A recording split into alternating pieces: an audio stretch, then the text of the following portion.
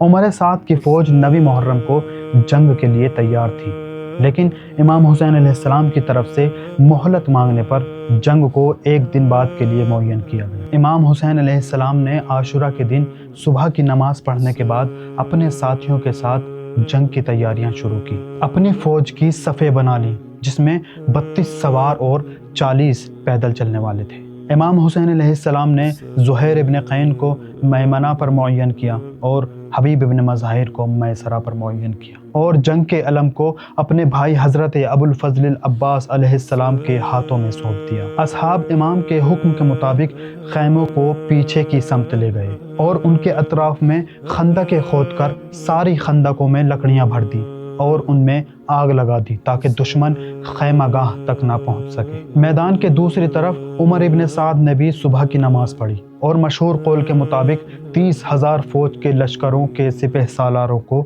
اپنی جگہ پر معین کیا۔ اپنے لشکر کی ساری ذمہ داری کو پورا کرنے کے بعد اپنی فوج کے پرچم کو اپنے غلام زوید یا درید کے سپرد کیا۔ جب امام حسین علیہ السلام کی نظر اس وسیع فوج پر پڑی تو امام حسین علیہ السلام نے اپنے ہاتھوں کو خدا کی بارگاہ میں اٹھا دیا اور فرمایا، خدایا، ہر سختی میں میرا تکیے گاہ تو ہے اور ہر مشکل میں میری امید بھی تو ہے۔ کتنے ایسے غم تھے جو دل سے صبر چھین لیتے تھے اور ان کو دور کرنے کا کوئی راستہ نہیں تھا۔ کتنے ایسے غم تھے جس میں دوست ساتھ چھوڑ دیا کرتے تھے اور دشمن برا بھلا کہا کرتے تھے۔ میں دوسروں سے منہ پھیرتے ہوئے تیری رغبت کی وجہ سے تیرے پاس شکایت لے کے آیا ہوں، تو مجھے اس سے نجات دے، اور تو نے ہی میرے لیے راہ ہموار کی۔ بس ہر نعمت کا ولی تو ہے اور ہر نیکی اور خوبی کا صاحب تو ہے اور ہر مقصود کی انتہا تو ہے۔ روز عاشورہ صبح سے ہی یا کچھ دیر کے بعد